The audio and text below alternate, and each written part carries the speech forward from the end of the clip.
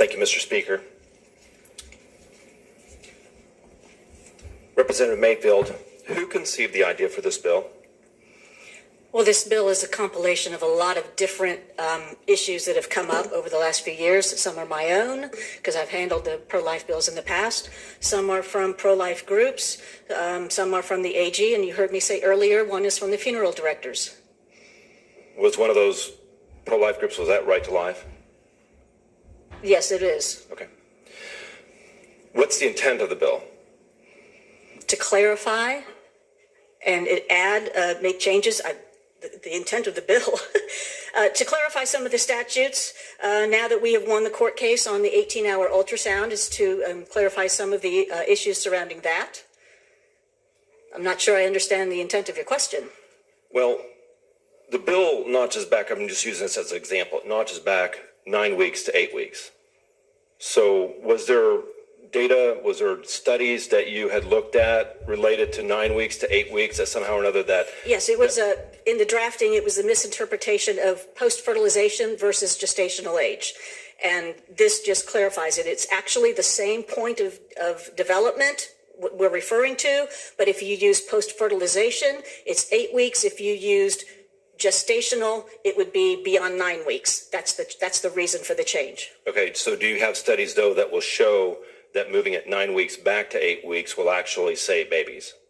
No, that is the allowed use of the drug. Okay, so no, all right. How many babies will showing the image save?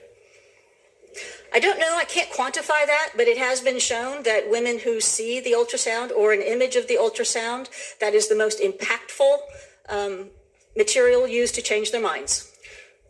Does the bill actually address the quality of that imaging? No, it does not. Do you think that the abortionist has an incentive to provide a good quality image to the pregnant woman? Well, I guess the pregnant woman could ask for a better picture if it comes up in the random patient file audits. It could be mentioned or could be cited that the quality of the photos is not sufficient to give a patient a good idea. That is another issue that could be addressed in future legislation.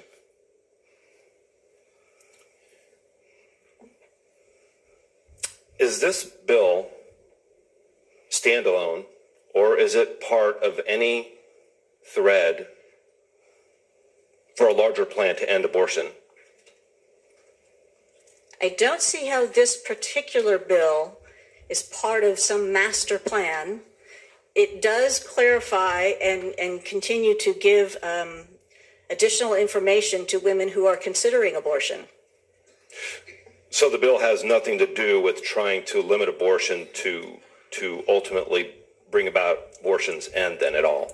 I think the bill does in a different sense, is if the more information you give to women, hopefully the more who will decide against it when they have sufficient information to make that determination. And ultimately, if we no longer have a desire for abortion rather than an outright ban, and then everything goes underground, when you eliminate the need, I won't say the need, the desire, when you make abortion more unthinkable because you are providing the mother with additional information and alternatives to abortion. So are you saying, when you say unthinkable, are you saying that it's thinkable after the 8 weeks, or unthinkable? I'm confused. I'm talking about the process in general. When you provide a woman, even abortion itself, then with the alternatives to abortion, the more information you provide her with alternatives, hopefully the more decisions will be made in that vein. To not have an abortion. To not have abortions. Okay. Permission to speak? Permission granted. All right. Thank you, Representative Mayfield. Ladies and gentlemen of the House, I'm going to give a little bit of background to this bill as far as what we're talking about here with chemical abortions. According to the Indiana 2019 Terminated Pregnancy Report, the most recent report detailing abortion in Indiana, 3,351 mothers destroyed their child via the RU-486 chemical abortion pill of mass destruction. This amounts to 44% of the total abortions in the state. Sadly, 7,637 preborn children lost their lives in Indiana in 2019. And what that boils down to is that every single day in Indiana, 21 babies are slaughtered in their mother's wombs. Title 16, specifically, within this bill, it says that human physical life begins when a human ovum is fertilized by a human sperm. So let's be clear about that. Human life begins at conception. That's embodied in this bill right here, right? So for those of you that are unaware, according to state law, the aborting mother has an initial consultation at one of the 7 approved abortion clinics in Indiana. During her first visit, she pays the abortionist. She puts a deposit down, or she receives an ultrasound, which she can turn away from, by the way, and refuse to look at to confirm she's with child.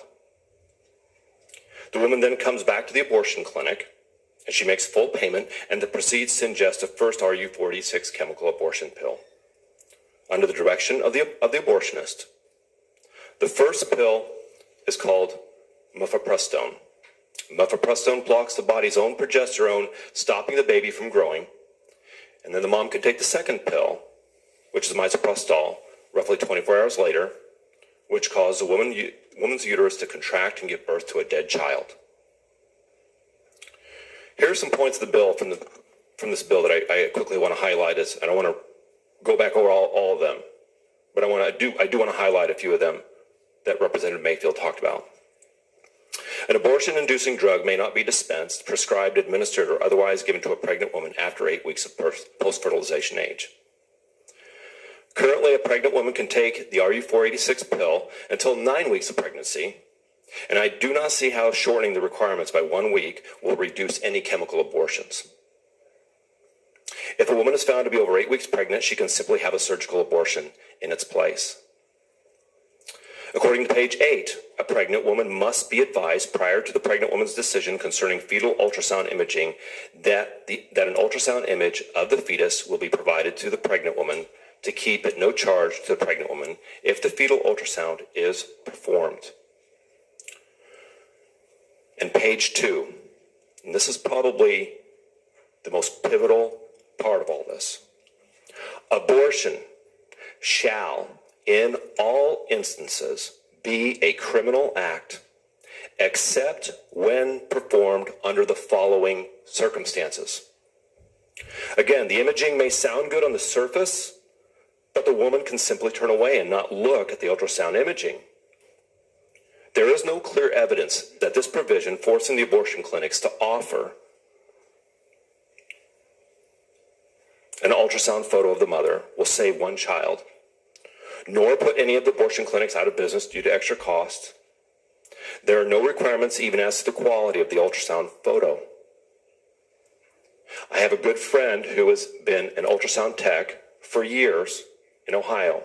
She has testified multiple times before the Ohio legislature. It's like asking the fox to guard the hen house. The abortionist has no incentive to provide a quality imaging to the woman. His very pocket depends upon the livelihood of aborting children. So when we're talking about dialing 9 weeks back to 8 weeks, and we're talking about giving imaging to the mother that the abortionist is going to provide, my friend who is the abortion tech, if you've ever seen how, if many of you here I'm sure have children, and you've seen how they put the wand on the pregnant woman's stomach, and they can move that wand, and sometimes you look at that imaging, and that imaging is very clear, and sometimes it's very, very blurry. You're looking at what you're looking at on the image on the screen looks like nothing. The abortionist is skilled at knowing where to put that wand.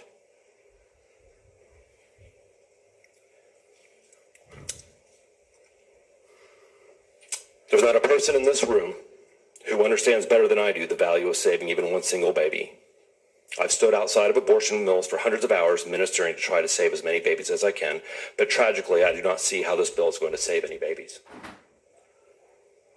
And when I'm making the parallel here is that when women come to the abortion clinic, they are bent on having an abortion. They've already gone through a lot of mental exercise on this. And I think this is just throwing a token at what's going on here.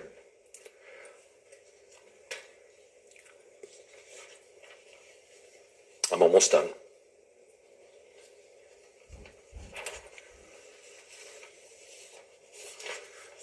The Declaration of Independence says we hold these truths to be self-evident, that all men are created equal, and they are endowed by their Creator with certain unalienable rights, that among these are life, liberty, and the pursuit of happiness.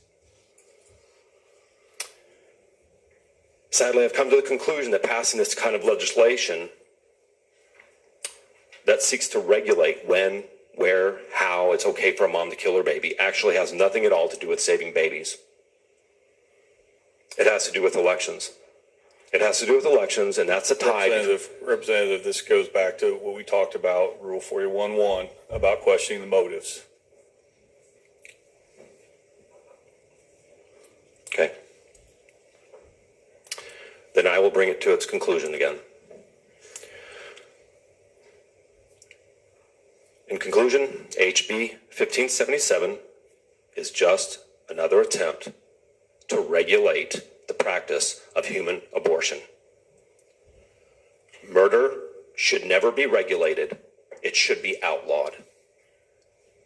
Again, Article 16 specifically says that human life begins at conception. And I already read for you from the bill, and it said specifically that abortion shall in all instances be a criminal act, and that, let's make no mistake, that criminal act is murder, except when performed under the following circumstances. And that's what we are seeking to do. Let's make no mistake about that. What's being done here is regulating child murder. And if we were to sit there and regulate murder for those outside of the womb, we would be aghast. But yet somehow or another we think that it's okay when that child is in the womb. So I'm voting no for this bill. This is why I talked about this. I wanted to talk about it. I wanted to be able to say I'm voting no for this bill. I'm voting no for this bill because I believe that abortion should be ended. It's an atrocity, and it's a blight on our nation. And God will not bless a nation that murders its children. Thank you. Dr. Fletcher.